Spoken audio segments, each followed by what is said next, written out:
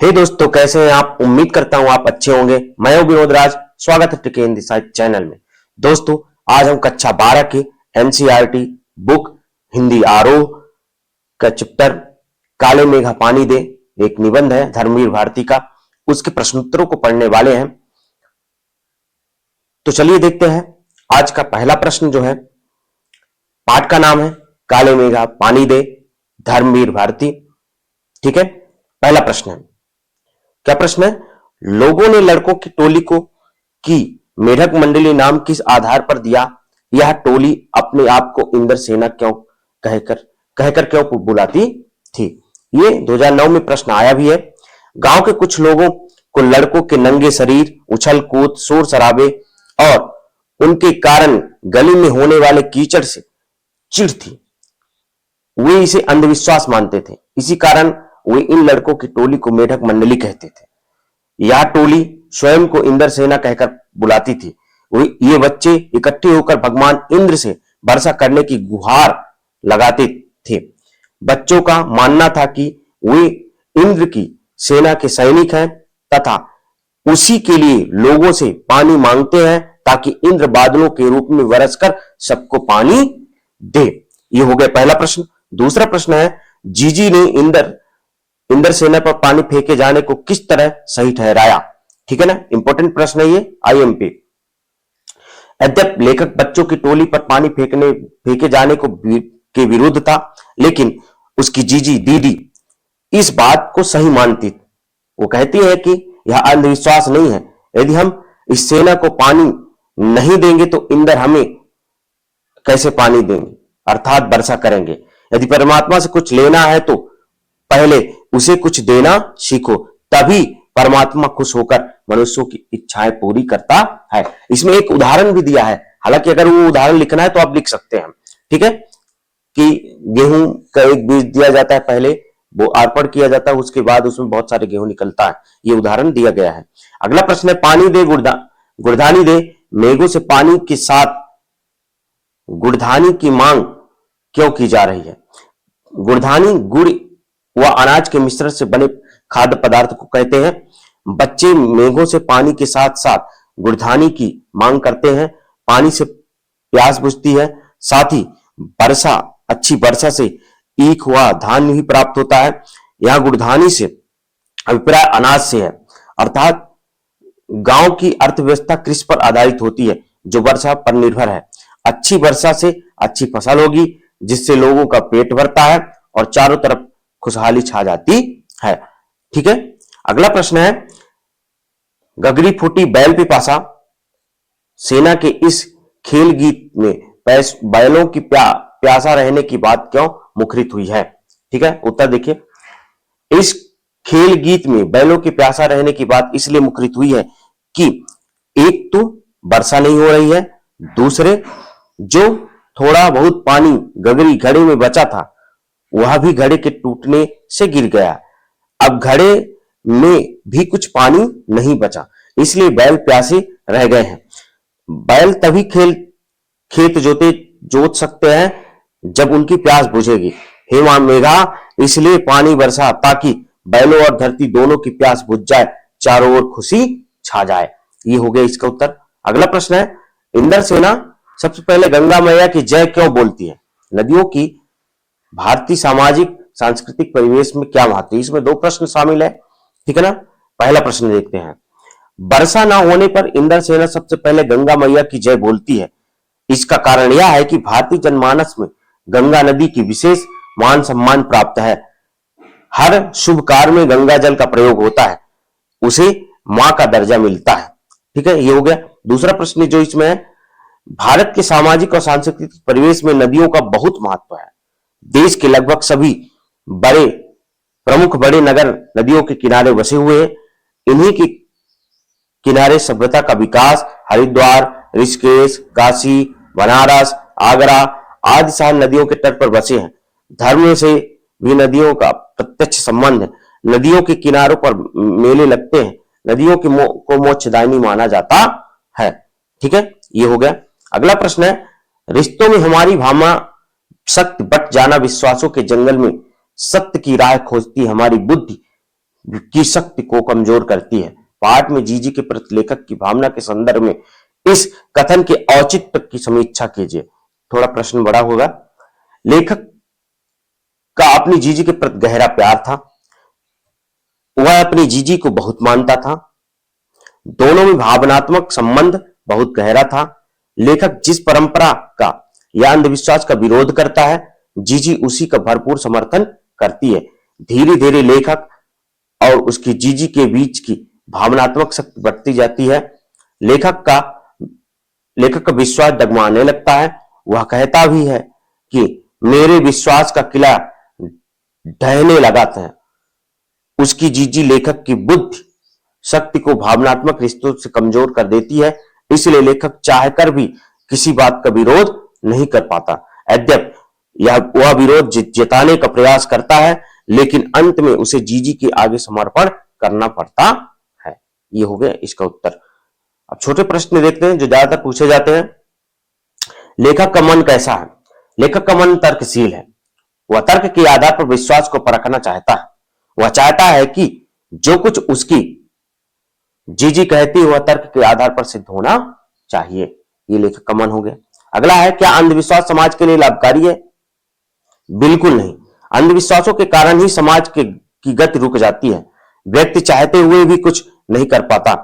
इन अंधविश्वासों के फेर में पड़कर लोग कर्म करना छोड़ देते हैं, केवल धर्म को ही सब कुछ मानते हैं। उनके अनुसार भाग्य ही सब कुछ है। ठीक है। अगला प्रश्न है, बारिश के लिए किए गए प्रयत्न किस कोट के हैं? बच्चों द्वारा बारिश के लिए किए गए प्रयत्न विश्वास के अंतर्गत आते हैं। भोले बच्चे बारिश लाने के लिए हर तरह के प्रयत्न करते हैं। वे नहीं जानते हैं कि यह विश्वास है या अंधविश्वास। वे तो चाहते हैं कि बारिश हो जाए, चाहे इंद्र को प्रसन्न करने के लिए कोई भी कार्य करना पड़े। ठीक है। अगले है, काले मेघा पानी दे कैसा संस्मरण है?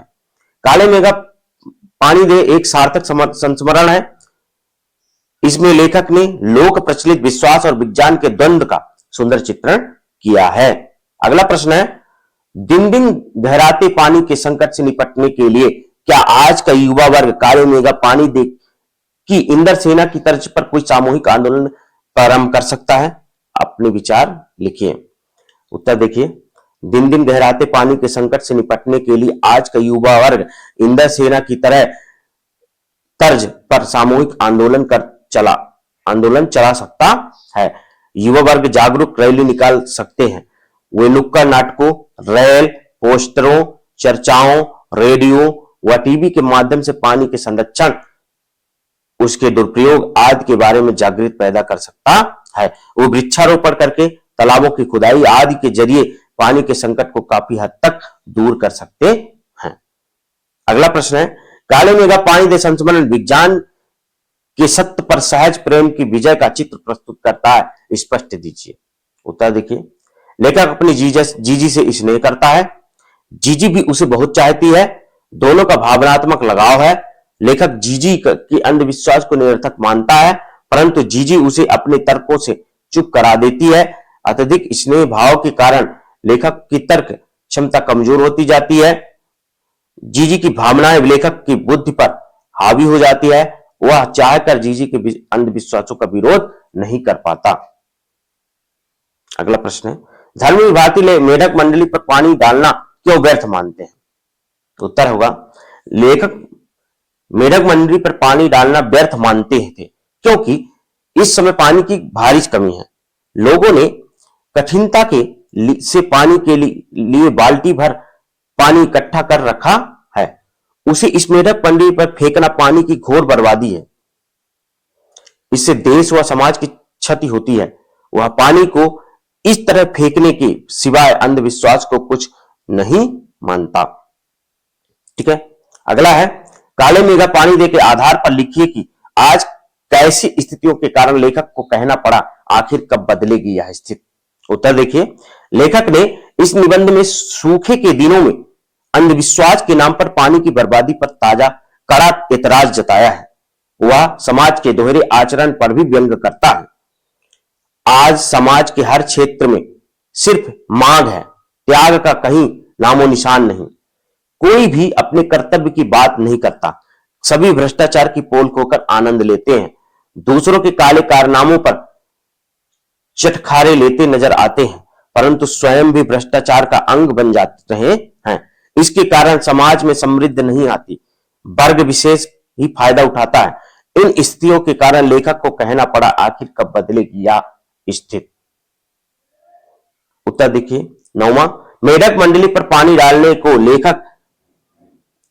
लेखक और जीजी के विचारों में क्या भिन्नता थी।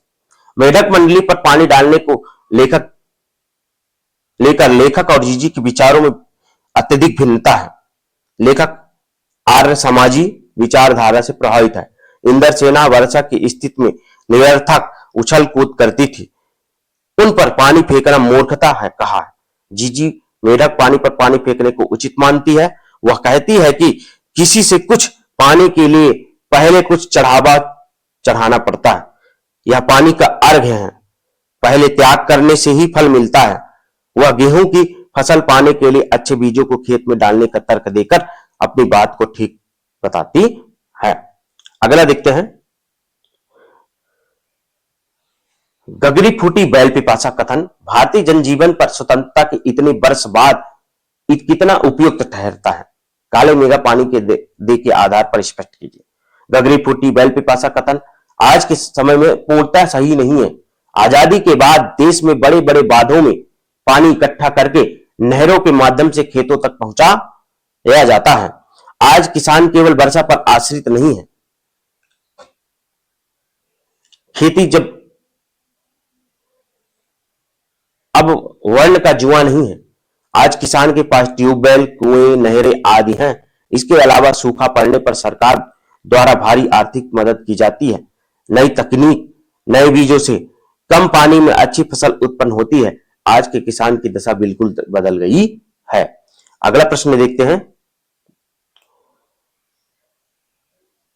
ग्रीष्म में कम पानी वाले दिनों में गांव गांव डोलती मेढक मंडली पर बाल्टी से पानी उड़ेलना जीजी के विचार से पानी का बीज बोना है। कैसे?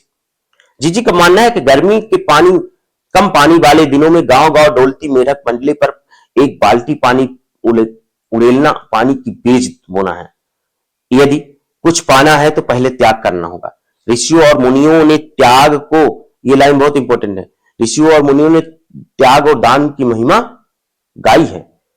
पानी के बीज बोने से काले मेघा की फसल होगी, जिससे गांव, शहर, खेती खलिहानों का खूब पानी मिलेगा।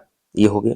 अगला होता है, लेखक इंदर सेना जब पर पानी फेंकने का समर्थन क्यों कर नहीं था? उसके रूठे जाने पर जीजी ने उसे क्या कहकर समझाया? लेखक, उत्तर होगा, लेखक इंदर सेना पर पानी फेंकने का समर्थक नहीं था। उसका मानना था कि सूखे के दिनों में पानी की कमी होती है।